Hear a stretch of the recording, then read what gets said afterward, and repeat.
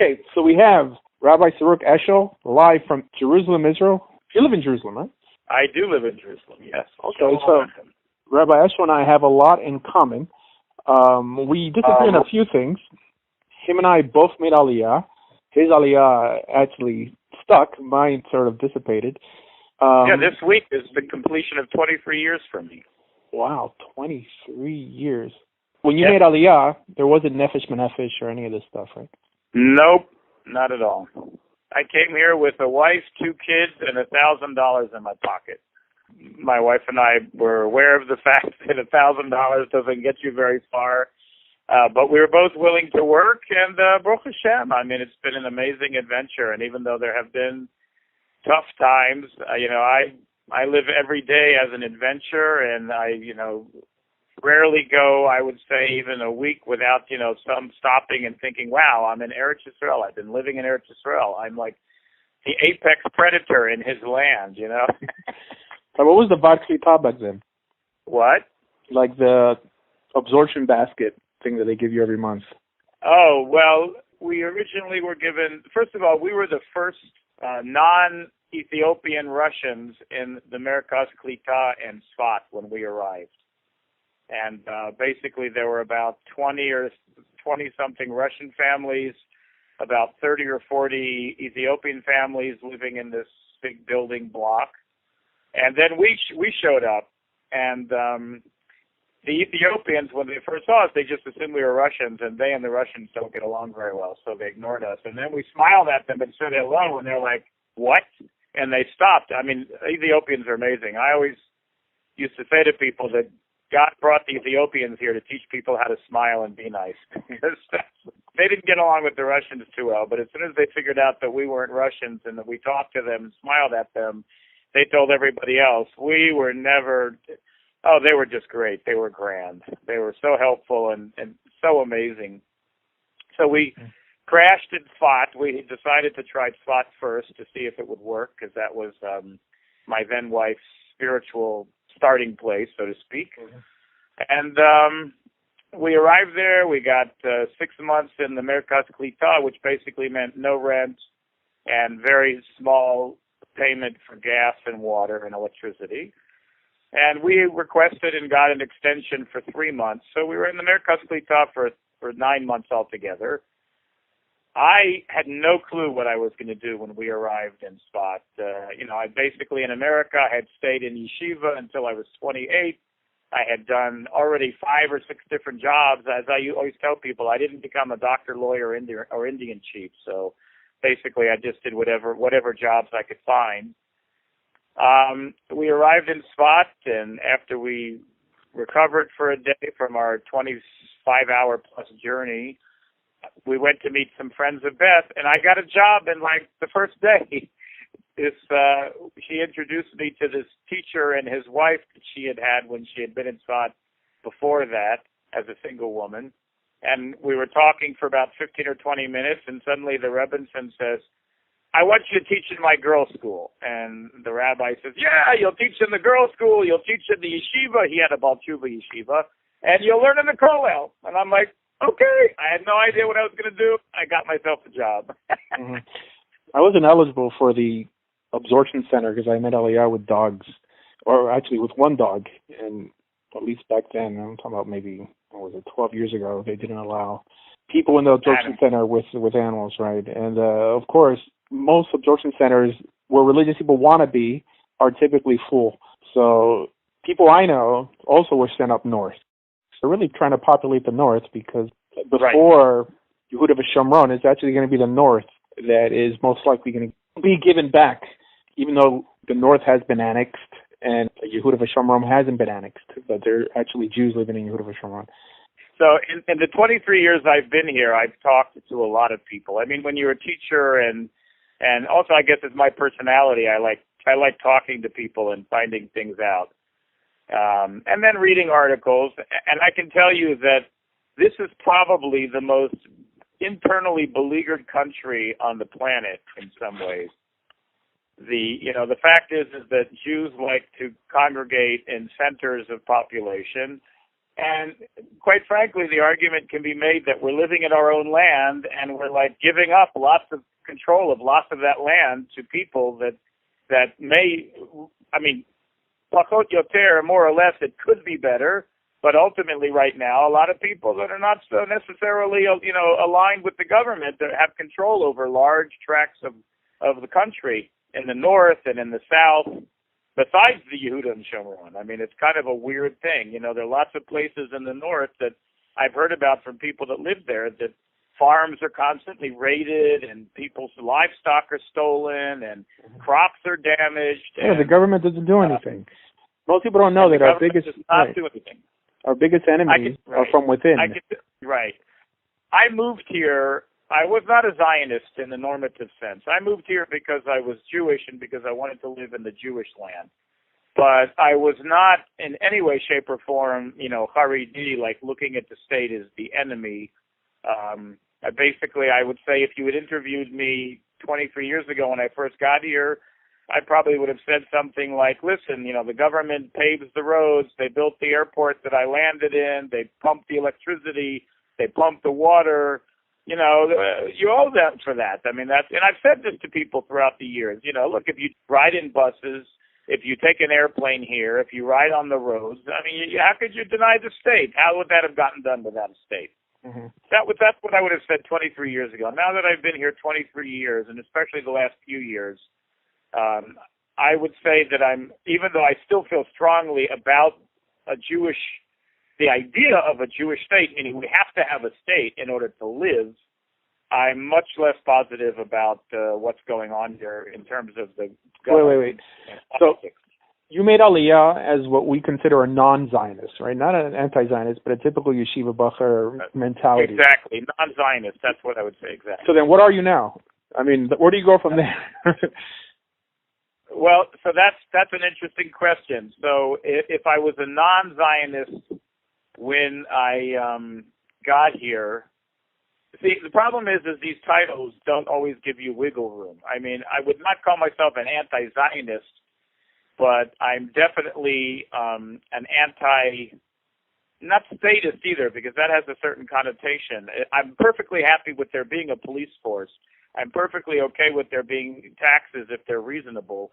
I'm not happy with what's going on here, though, because I think that, like, for instance, in America, my view of America, I believe that the government is totally not concerned with people's needs anymore. Mm-hmm. It keeps itself going. It's concerned with its own deals. People that get into power are concerned with their power. They are out of touch with the reality of the people and their needs. I consider myself religiously anti-Zionist, but from a secular perspective, a Herzl Zionist in the traditional sense. In other words, When I made Aliyah, I was what is known as Hardal, but not a mustard man, but I was half Haredi, like half Dati Leumi. And then I slowly adopted the position of Yeshaya Leibowitz, which is, you know what, we respect the country, like we respect any democracy, but it's not the final piece in the messianic puzzle that we say during the Tefillah L'Medina. People even know who wrote that. It was Shai Agnon, which is basically an atheist from an Orthodox standpoint, and the chief rabbi of Israel at that time, I think it was Rabbi Uziel or something. They both had an agenda. One was a religious Zionist, and the other one was a secular Zionist, and they were trying to get people to conform and move to Israel. So I don't believe that Israel today is the resurrection of biblical Israel, and I agree with you 100%. Well, I don't think it's for their sake. See, if they believe they're the resurrection of biblical Israel, then they have to suffer the same punishments that biblical Israel suffered for not keeping Torah, and that's the last thing they want to do. So I support Israel. First of all, that's actually right. That's one of the areas that you and I can have a discussion about, because I don't fully agree. I respect many ideas within this concept that you're mentioning now.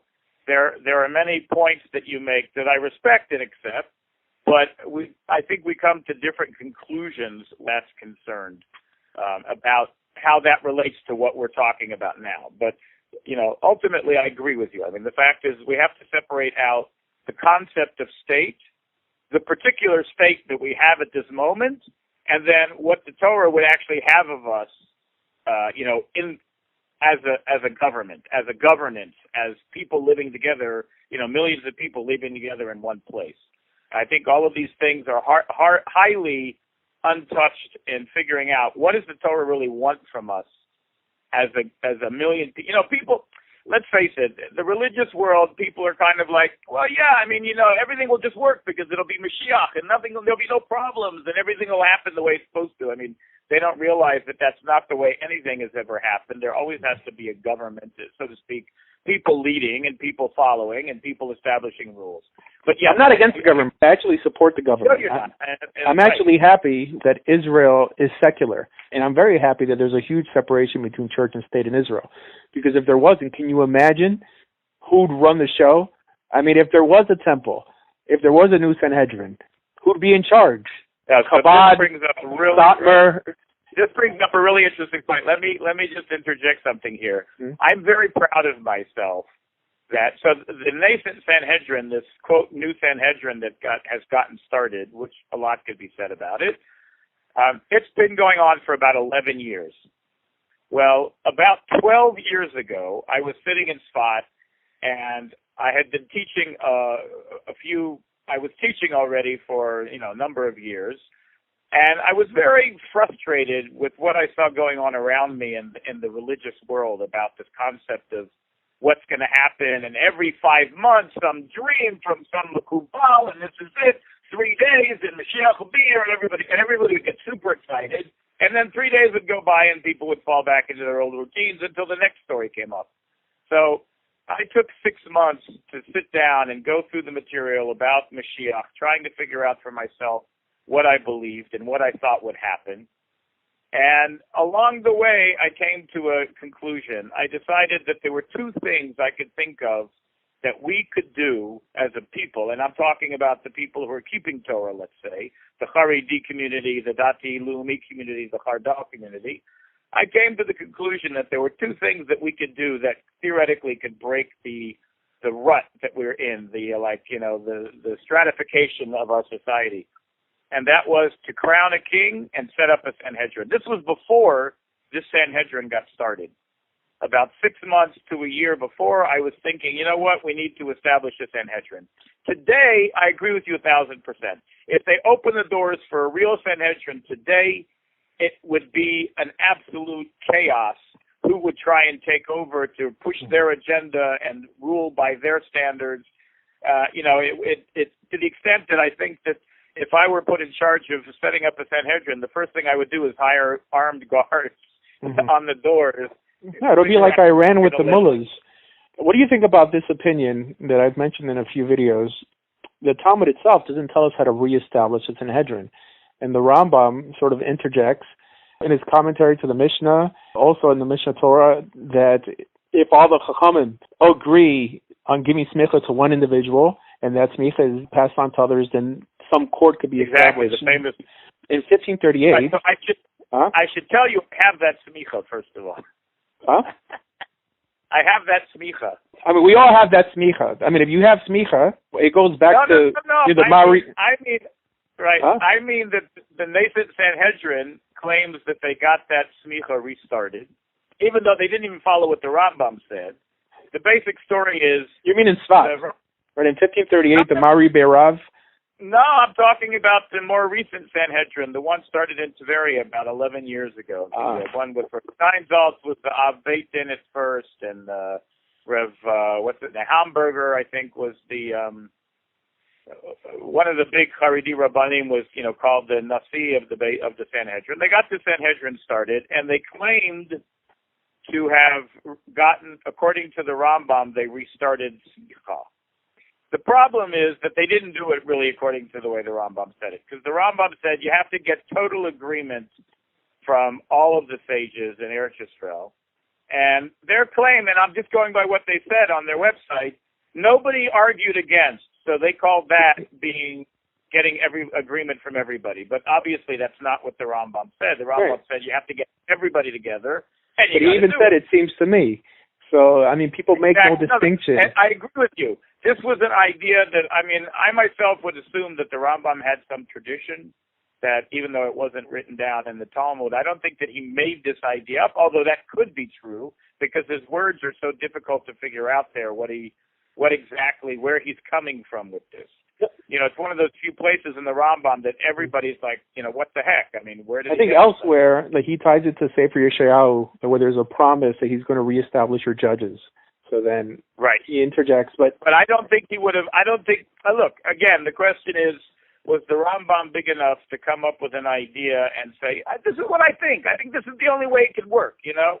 Well, if people only knew that Judaism today is really around 95% Rambam in terms of how we view God, how we consider what's a limitation on God and what's not a limitation, what's idolatry. I mean, this is Rambam Judaism. People who say that we don't poskin by the Rambam, he laid down the philosophical foundation for what Judaism stands on today. Correct. I agree with you. And there's good and, you know, not so good in that. The good is I think the Rambam was a very well-balanced person who didn't stumble into many traps when it came to it. He did, you know, I mean, in all humility, I've read other people and some of their arguments against various ideas the Rambam promoted, you know, and the fact is that, you know, there isn't a lot that you could attack the Rambam on. There are some things that other sages disagreed with him, but ultimately I think that there's probably a reason for what you're saying, and that is that he was so close to the middle road in everything he said that it's, you know, except for a few areas, it's kind of hard to argue with him. You can't argue with him, but you could argue against his followers. His followers really elevated him to a divine level. I mean, people nowadays quote Mor Nevuchim, and they think that some sort of philosophical principle that appears in Mor Nevuchim is in some way justified by the Torah. All these things that we consider heretical nowadays. And I call them the Chasidei de Rambam, and they're basically Chasidim. They've turned the Rambam into a Hasidic Rebbe, and they're his Hasidim, and so they've stopped thinking. They're not really anymore doing what the Rambam requested of any of his students, which is stop and think and figure it out. They just take anything he says as the quote gospel, and that's it. You can't. But I think that one of the two major issues that I disagree with the Rambam publicly in is basically on Islam and Christianity. I mean, I consider Islam idolatry, and I consider Christianity, at least Messianic Judaism, not idolatry. And this is something the Rambam went the other way on. And the people nowadays walk around thinking, oh, well, you could pray in a mosque, but you can't pray at a church. It's a straight Rambam, you know, and they're thinking that in some way this isn't the Talmud. I mean, obviously, they weren't Muslims in the time of the Talmud. But there's just so much built on his shoulders. And many people confuse me with other Rambamists, or they consider me a Rambamist. I'm not a Rambamist. And I really admire the Rabbi David Bar Chaim's approach, some sort of authentic But he isn't a Rambamist either. Exactly. While Baron and these guys who were straight Rambamists, for example, I was having a debate on Facebook with one of Baron's, you know what I'm talking about? The Oha Moshe. Yeah, I know you're talking about. Right. Yeah. It was one of his students. What's their names? Right, okay. I haven't met them. Just making sure. This is Let's Toelet. It's not Lishon Hara. But anyway.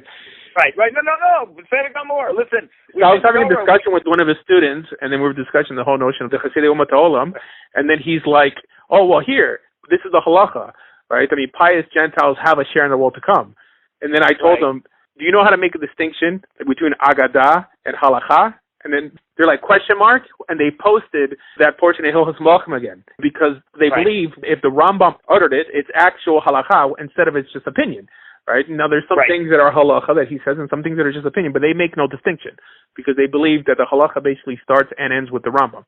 But they really blow out of proportion this notion of Masorah. Not only that, the joke is they never bothered to read the Rambam's own words about his own words, because he says very clearly in the introduction to the Yad that after the closing of the Gemara, everything is just opinion. There is no, you can't establish the halacha on anything after the Talmud. It's just opinions. And so within his opinions, he could certainly be bringing up an idea which is based on his own interpretation of an Agadah over, like you're using the term halacha, an actual statement found in the Talmud of, you know, Rabbi Yossi says X, or, you know, Rabbi Akiva says Y. Right. And so exactly, I mean, the idea of turning the Rambam into the, you know, the halacha of the Dorot that everybody has to follow is you know, now, again, you're right.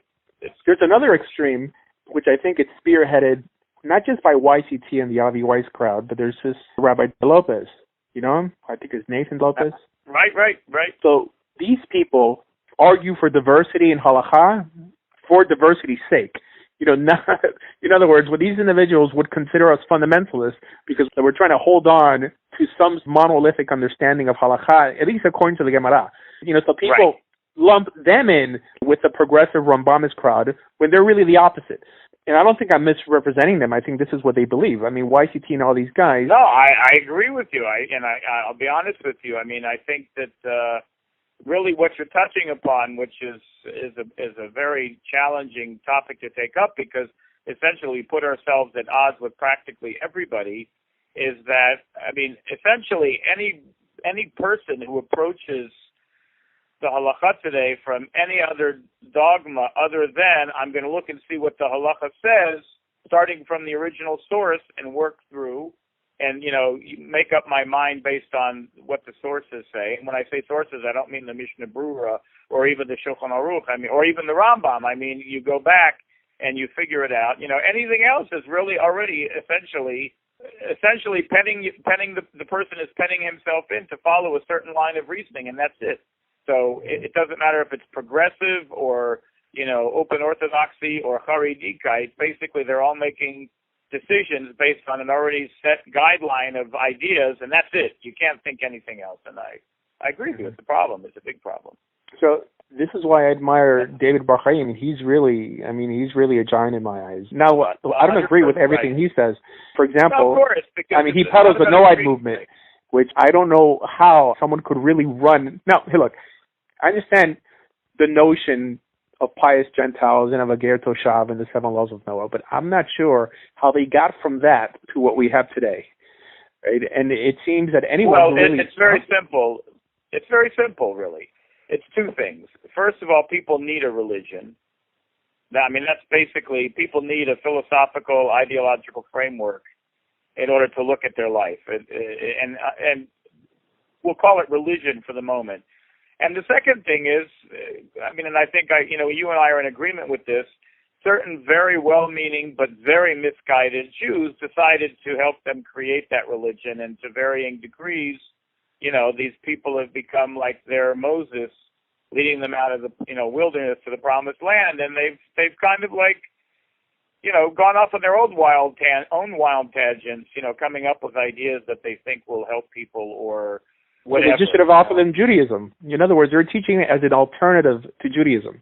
And that's the problem I have. I have no problem with people embracing the 7 laws and trying to live, I guess, like if they existed before the Bronze Age, right? That's fine. I mean, if that's what you want to do is fine. But when you teach it as an alternative to Judaism, I mean, mind you, the vast majority of Noahides actually want to be Jewish. And the only reason they choose this lifestyle is because this is the only thing available to them, and this is the only thing that gets tossed in their face when they try to go to any synagogue, any Orthodox synagogues.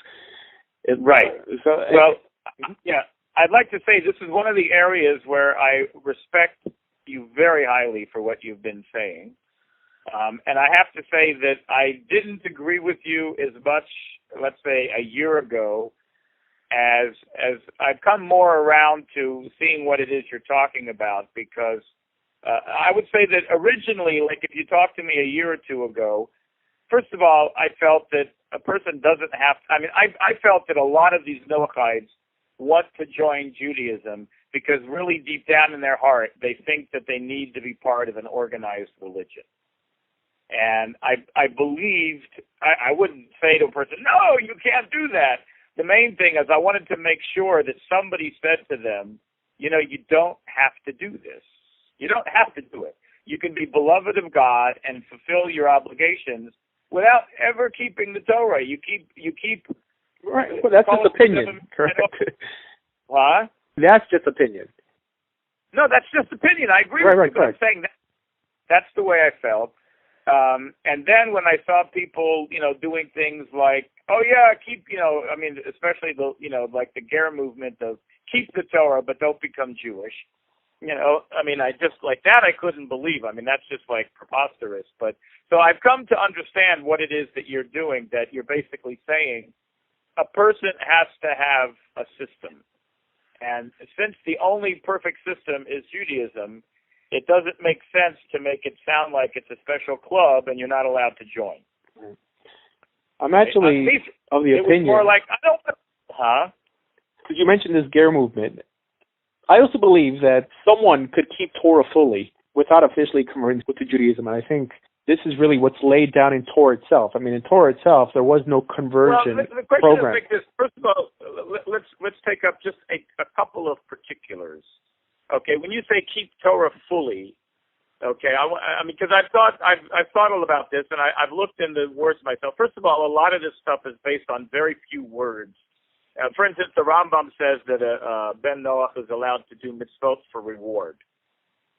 That's like one of the most drastic statements that I believe that you'll find that really says anything about what it means when we say a non-Jew keeping Torah.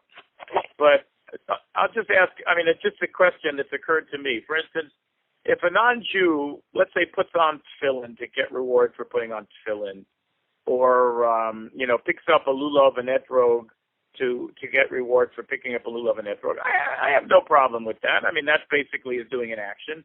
But I asked this one question. How can a non-Jew get reward for not eating pork?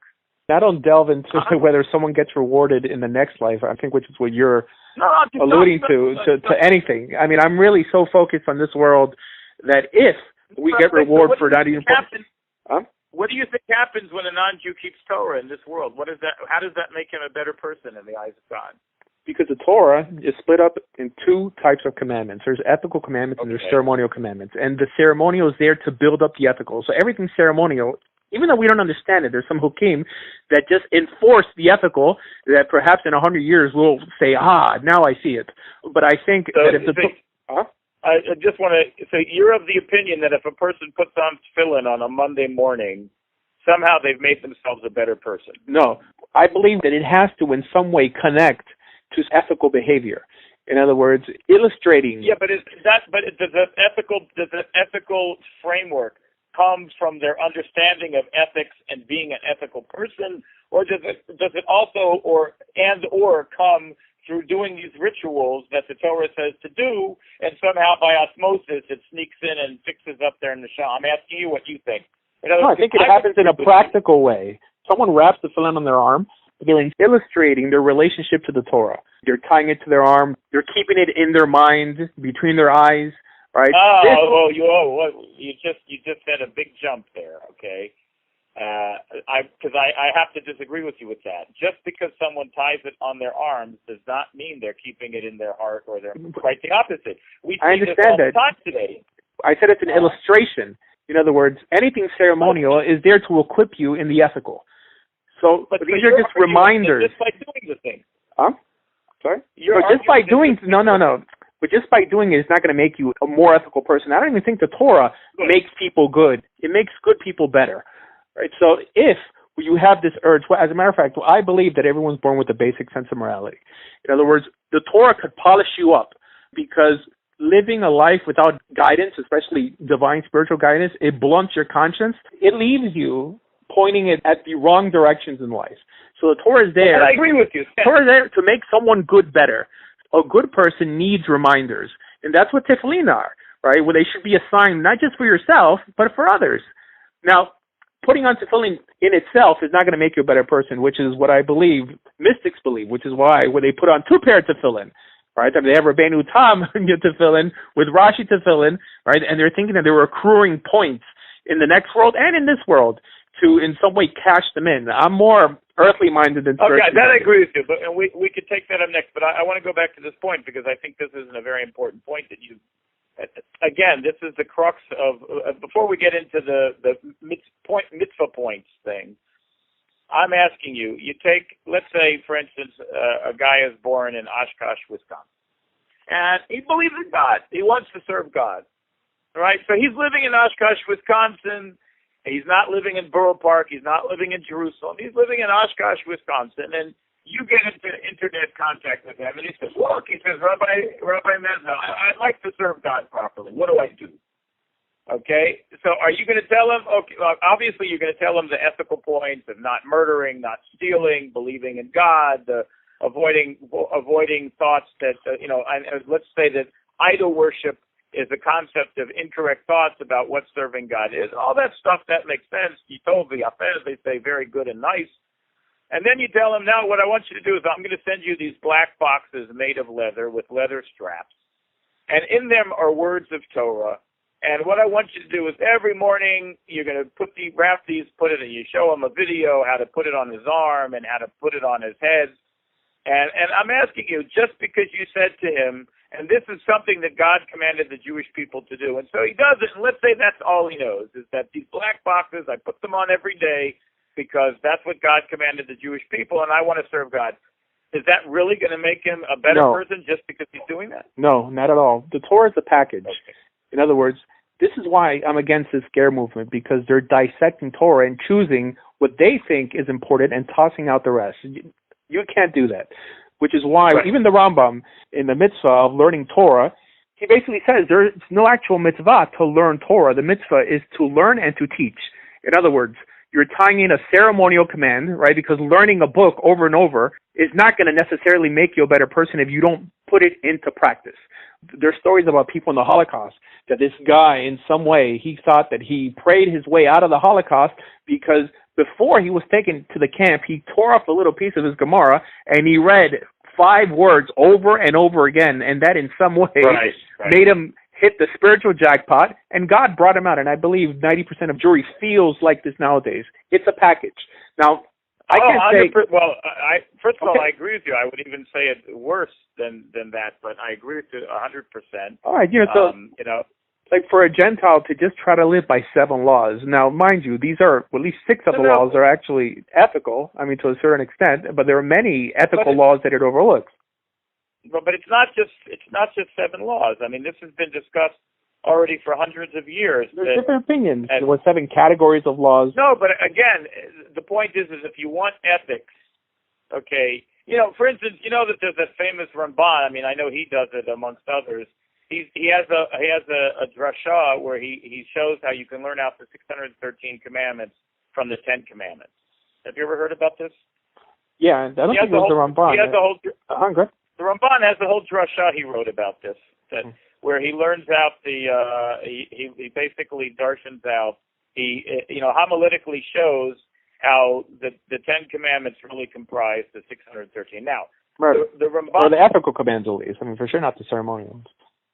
No. He learns out everything. He says all of it. I mean, the Hukim we don't even mostly understand. The Rambam says you could understand them if you tried, but not. But my point being that. The point I'm trying to make with this is that the Ramban doesn't mean that God only had to give the 10 commandments and we would have figured everything out. That's not what he means. He means that at least what I believe is the important point to take out of this is that the 613 is lo mishaneh. It's not about 613. First of all, nobody keeps 613 commandments. This is another one of those misnomers that drives me crazy when people talk about this. Oh, keeping 613. It's not 613. The fact of the matter is that the ethical treatment of Judaism, the individual usually never falls under having more than about 200 of the 613 upon him or her at any given time. 248 so according to the ethical system.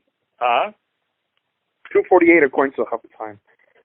Okay, so my point is that the ethical system is not 613 commandments, really. The ethical system is understanding what the Torah says and why God says it, and doing the actions that fall upon you to do. If you're a man, if you're a woman, if you're a Kohen, if you're a king, if you're a mamzer, if you're whatever, whoever you are, there's a system that applies to you. And your understanding of the Torah is not tied necessarily just to those particular actions that befall you, but the fact is, if you take that and you apply it to what we call the Sheva Mitzvot B'nai Noach, it's exactly the same thing. It's obviously, it's for instance, the mitzvah to set up courts is not just a mitzvah to have 3 guys sitting in a room that you come in and you say, well, I did this and I did that, and the other guy says, well, I did this and I did that, and then okay, you got to pay $500. That's all right. The concept. So that statement itself is just opinion. This is why I'm not a fan of this Noahide movement. It's all built on opinion. Now, ethics, the reason we elevate the Torah is because it wasn't written by man, and it's because it's not opinion. It's because it came from God itself. For the Ramban, the ethics the ethics of the Torah comes from all the words of the Torah, not just the word that says put on tefillin. Oh, correct. It's a package. What I disagree with you is just trying to bring this back to this point we started with, is that to make an ethical person by teaching them the Torah. Let's take a non-Jew and say you want to teach a non-Jew ethics according to the Torah so he can serve God properly. He doesn't have to do the rituals. The fact of the matter is that what you said is essentially true, and I agree with it, that the rituals are there to help tie into the ideas and the ethics that come from the Torah. But that does not necessarily mean that every person has to necessarily be doing this particular act, because women don't put on tefillin. Meaning, the Torah doesn't distinguish. The Torah doesn't distinguish between commandments. In other words, it's a package. It says men do this, women do this. No, but it doesn't distinguish. Okay, for males, it doesn't distinguish with commandments that please God for Jews and commandments that please God for Gentiles. In some way, it's lumped in as a blessing or a curse. So this is not... Well, there you got an interesting point, because the question could be asked by myself to you or by a non-Jew to any Jew. What did God intend for the non-Jewish world? Why doesn't it say anywhere in the Torah, go out and teach these mitzvot to the nations of the world, that they too should follow God and fulfill His Torah and get themselves whatever? How come it doesn't say that? I think by the simple fact that the vast majority, or at least by many proportions, the vast majority of people who stood on Mount Sinai were not of Hebrew descent, meant that this was for everybody. Right? That the Erev Rav... One second. I want to ask you, what does that mean, we're not of Hebrew descent? Erev Rav. What do you mean? I mean, outside of, like a Meforshim saying that the Erev Rav were evil and they use them to scapegoat Israel. No, forget that. I agree with you. Put that aside. So it shows that it had nothing to do with a nation made up of flesh and blood. But it was really, I think... I'm asking you adhere to the idea that more non-Hebrews came out of Egypt to be given the Torah at Mount Sinai than Hebrews. Yes, I believe that. I mean, the Torah says, not necessarily more. Right? I mean, I believe it's more, and I think Rashi and other Meforshim say it may have been more, but that shows that the Torah is for everybody, and the reason he used these individuals is because they were slaves. I have a philosophical, ethical problem with this idea, and I know people have quoted certain commentators as having said, but first of all, I don't think that necessarily proves anything. Certainly the Torah itself does not give us any numbers, because it needs to be pointed out that, and I think that this is, at least on the philosophical level, is a huge challenge to this.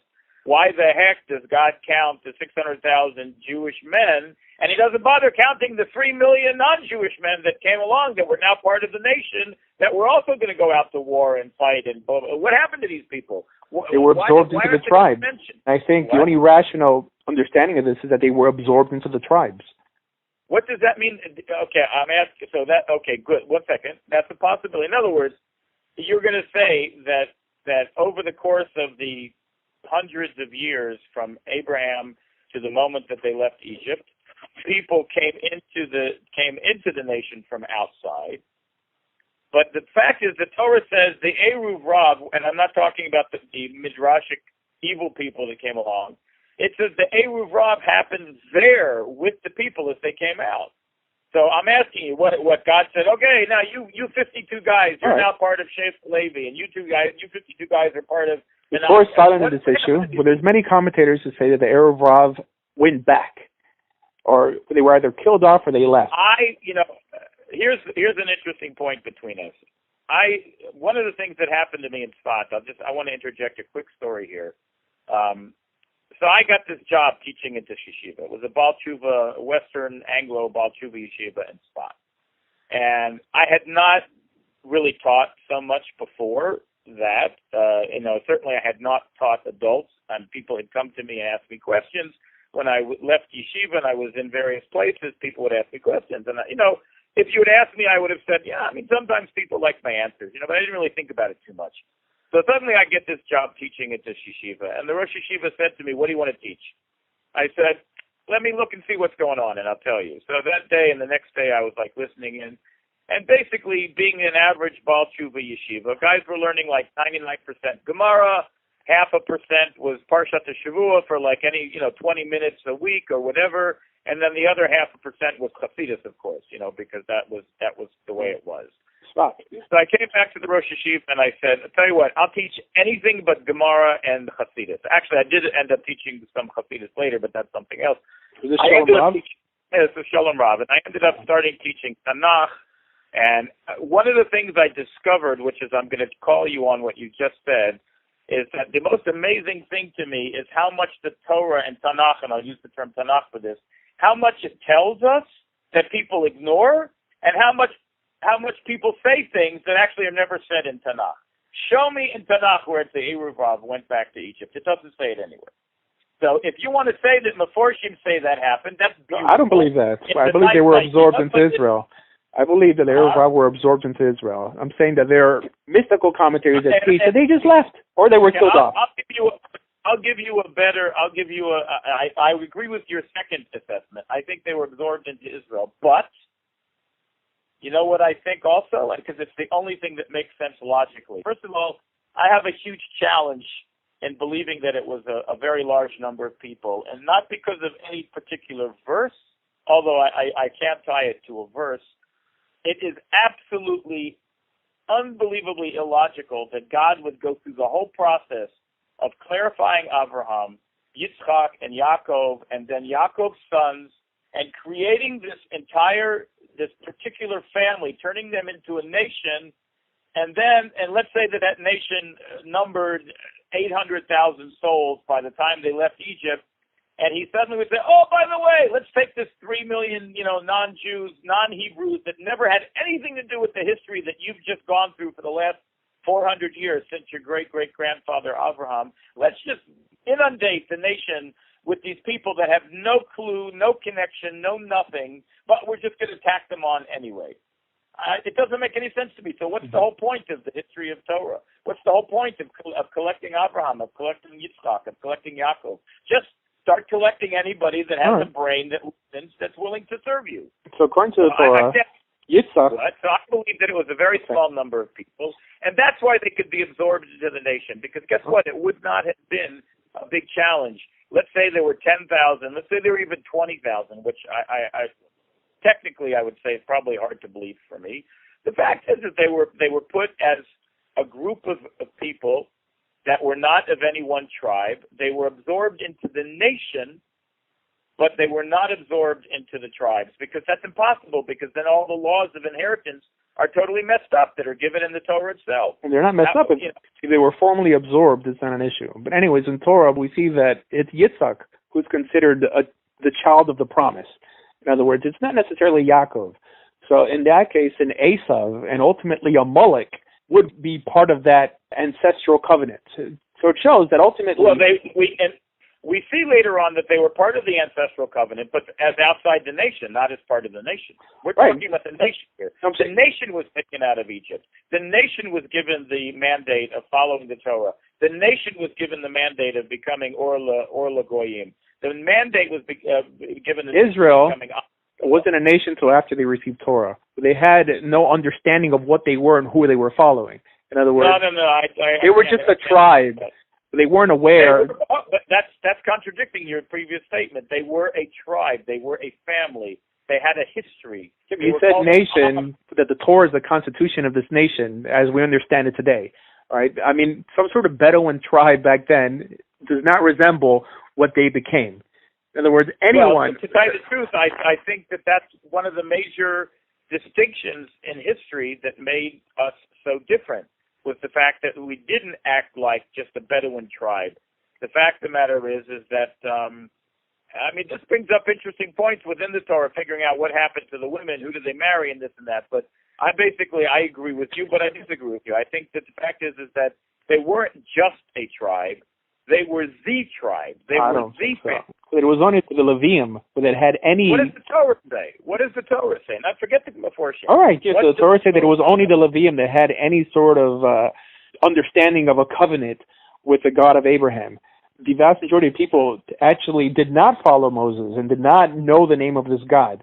To say that the Torah in some way always existed and these people knew about it and they were chosen because of who they were. I'm not saying that.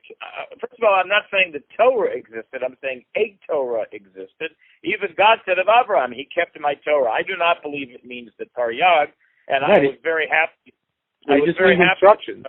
What? Yeah, well, it means instruction and logical derivation. Abraham figured out how to serve God all by himself by using logic and reason to say, what would a creator want from me? And he created a whole entire Torah. I don't believe... so it's a non sequitur in terms of any sort of semblance to the Torah we have nowadays. In other words, it just means God's instructions. You know, all right, so Noah got Torah as well, in terms of just keeping God's instructions. Right, but God called it a Torah. He called it a Torah. Why did he call it a Torah? Because it wasn't just happenstance things that Abraham decided to do. He didn't decide to flip a coin 22 times in the corner of the room on a Torah, which just means instructions. And that's what it says that Abraham kept. It's a logical construction, meaning that he figured out what is the good to do to serve God. And that's what he did. He did it not because he decided to do it. He didn't do it because he just, wanted to do something. He did it because he came to the conclusion that since he believed there was a creator, there had to be certain unchangeable, fundamental ideas. I don't disagree with that. I don't disagree with that. I just call that instructions. I mean, I don't really add that much to it. It's still God's instructions at that time, whether it was... But my point is that already created a fundamental distinction between him and everybody else. And based on belief, based solely on belief, not based on any sort of bloodline. No, forget the bloodline for a moment. I do. But that's what distinguishes Israelites from the heir of Rav on Har Sinai, correct? No. But we're getting there. Right now, we're just at the very beginning. I'm saying that first, Abraham created an idea, and that there was many ideas, obviously. But let's just, for the moment, give it the term idea. He created an idea, serving the Creator through certain actions that logic and reason dictate this is what must be done. Now, whether or not Abraham was a Navi and received some of this instruction from God, I'm open-minded about that. It could go either way. But I do not believe that Abraham got all of his instruction from an angelic being or from Nevuah from God. Well, I don't believe that either. So the reason I don't believe that is because it wouldn't be correct for God to give him any merit then, because it's God telling him what to do instead of him actually figuring things out on his own. In other words, this is why... So, let's put it this way. That's a very, very good point. Now, I don't disagree with that point, although it's possible that as a reward, because of what he did, God could give him higher instruction. But that's neither here nor there. My major point, and I want to say this, and then we'll get back to where we were. Once Abraham did that, inherently, that removed him and his family, and let's use that term right now loosely, that removed him and his family from everybody else right there. That's why he became a Hebrew. I disagree. Hold on. It says in the Chumash clearly that the reason God chose Abraham because he would lead his family in the way of God. But that's what I'm talking about. What's the way of God? You're saying that this is an sort of intrinsic promise, that this would separate his family. Once he did this, okay, so first of all, do we both agree that as soon as Abraham figured these things out, he started teaching them to anybody that would listen? I believe that. I believe that too. As a matter of fact, there's very clear proof in the Chumash, and I have like 13 shiurim that I've done that I had some up, but basically, I mean, there's a lot of midrashim built on this. The whole notion of souls in Haran, I think it's pushed way. Not just that. It was funny. I asked a question in one of my shiurim, and then I actually found. I mean, I gave my answer, but then I found that the Sforno at least agreed with it. That it says that Abraham moves as soon as he gets to build the mizbeach and he calls out to God, and God answers him and gives him this great blessing. It says immediately he picks up and he packs up to between Ai and Beit El. So I said, of all the things for Abraham to do, why would it bother describing that he picked up and packed himself off to between Ai and Beit El? So I said, the only thing I could think of is that it must have been that he was looking to reach out to people and call God's name. And so he basically plunked himself down between two cities because he figured people are going to be coming by. It'll give me the most exposure. If I plunk myself down in one town, I won't get the people from the other town. But if I plunk myself down in the middle there, then everybody has to walk by me, and I have, twice the exposure. And that's basically exactly what the Sforno says. That I see it in other ways. I think what distinguishes Avraham from Noach was that Avraham actually argued against HaKodesh Baruch Hu in terms of, Sodom and Gomorrah. Huh? Right. That's the famous Ravad, also by Shem. He said because Avraham went out and challenged people and God, and that's what made him special. But to get this back to where we got off on the tangent, you cannot, at least I don't believe that you can separate out that the moment that Abraham did that, even though he was reaching out to all peoples to teach them his ideas, the fact of the matter is that the nation of Israel came from, and specifically seems to be limited to, at least in the beginning, the people of his bloodline. And that's why he sends Eliezer back to get a wife for Yitzchak from his family. And then again, now obviously, with Yaakov and Rachel and Leah, and I have that was his doing, by the way.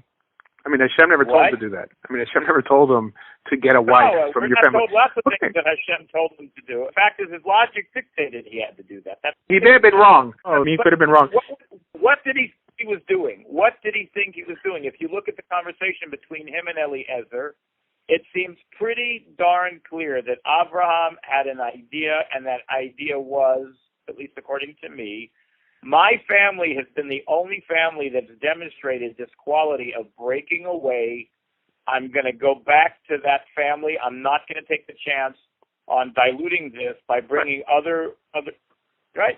That's what it's okay. All right. So he may have thought that, but that idea wasn't necessarily sanctioned by God. In other words, he could have been completely wrong by the simple fact that I think the vast majority of Jews walking on the earth today are probably descendant of converts, shows that the Torah was speaking to a specific people at a specific time, at least in that narrative, something that people could relate to, but not that it was important. As a matter of fact, I think the Torah flips over everything we would expect to see in such a historical narrative of the firstborn not being blessed, of individuals who are not able to have children actually being blessed by the Almighty to continue the story. In other words, everything that's supposed to have happened in a certain way didn't happen, to show that God doesn't care about historical norms, which I think is what Abraham was actually acting out by saying that his son should marry someone from his own people.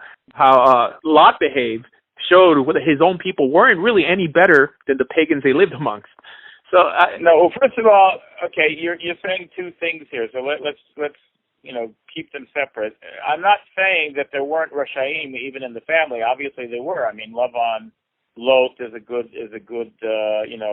argument for that. On the other hand, and by the way, it's not a problem for my Shita, but it's obvious, for instance, that as the family grew, they had to bring in lots of outsiders, because there's no way that, unless you believe that God created a miracle, that every male child that was born to all the descendants from Abraham on until all the way through Yetziat Mitzrayim always had a twin sister to marry.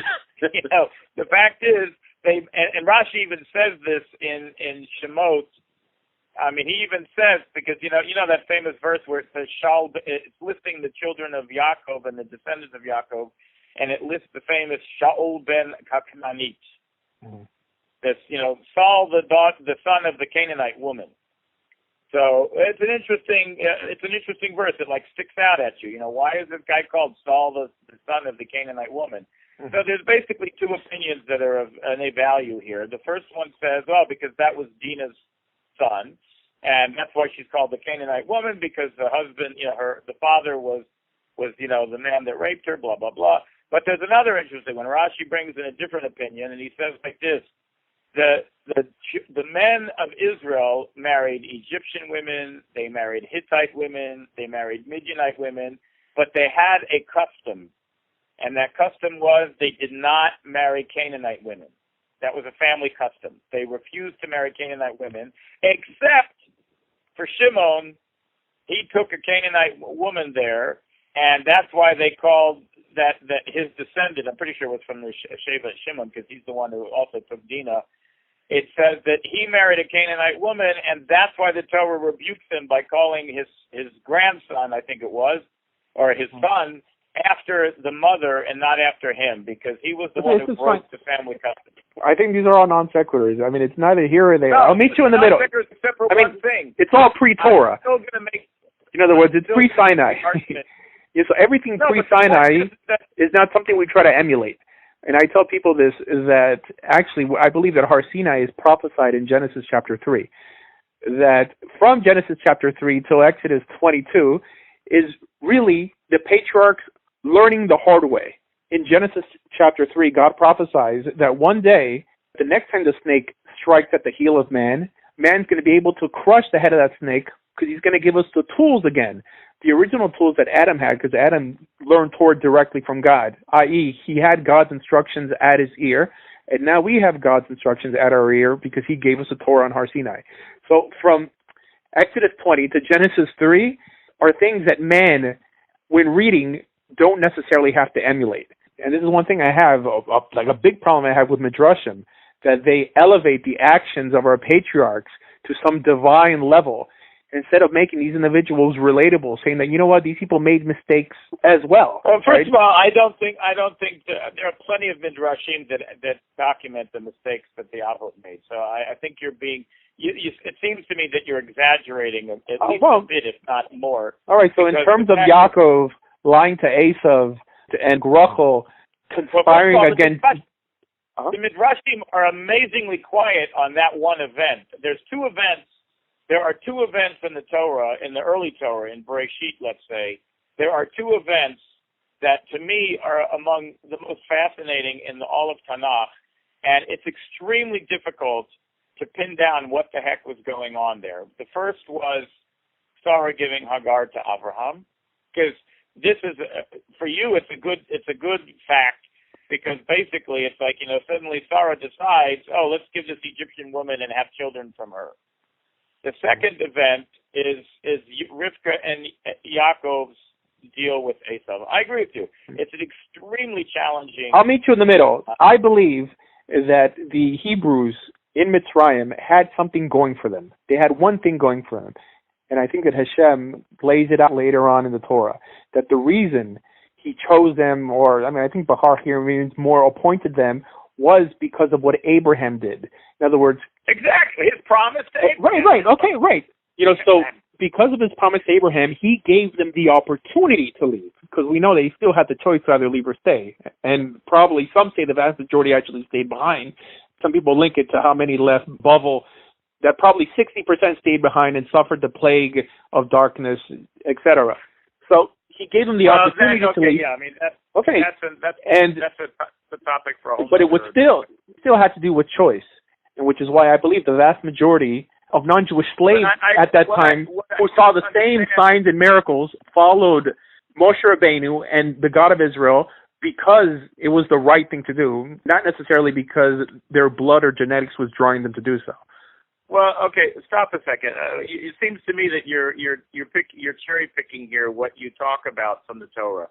If what you said is true, why isn't there a very clear, a much clearer description, let's say, or storytelling than what we have of God putting out to Moses, call out to all the peoples of Egypt, those who wish to follow God and serve him and come close to him should now pick up their stuff and come out with the children of Israel, because it's not about the children of Israel, it's about whoever wishes to serve God. But he never does that.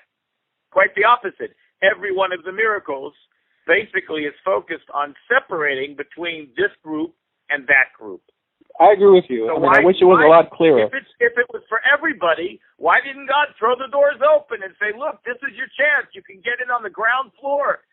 He does say later on that by us keeping these chukim, that the nations of the world would say what a wise and discerning people, i.e., that they should join us. Here, look, sometimes we have to view the Torah with ethical glasses, because we know there's many people who view it with either neutral or unethical glasses and make a mockery of the whole thing. And I think this speaks for the vast majority. That's true, and I agree with you that the Torah is for humanity. I'm not arguing against that. The fact of the matter is that what we started this particular thread of the conversation about was, which both of us, I believe, are very close in our outlook, and that is that the Torah, the perfection of the Torah is meant for humanity, not just for the Jewish people. And I fully agree, like I believe you agree, that this idea that's found inside the Jewish. I don't agree to the level that the term racism is used by certain people that you've talked to. But ultimately, I do believe that there are bigoted and short-sighted and uneducated or undereducated Jews who somehow think and have been misled into believing that Jews are inherently different because they've got this neshama difference, or that Goyim don't even have a neshama. Well, would you say that's the majority of Jews today? Well, I don't use that terminology because the vast majority of religious Jews today haven't really learned Torah. They're just... So they may say it out of ignorance, but they still say it. And they have tremendously incorrect ideas. And one of those incorrect ideas is the concept of that the Jewish people are inherently spiritually different than non-Jews, rather than recognizing that the Jewish people were a subset of humanity that were chosen by God for a specific purpose, and that purpose includes and expands to include all of humanity, not just the Jewish people, but, and here's where we seem to disagree, I do not believe that particular method of outreach is to get even non-Jews keeping the specific Torah. And I think that that's where I disagree.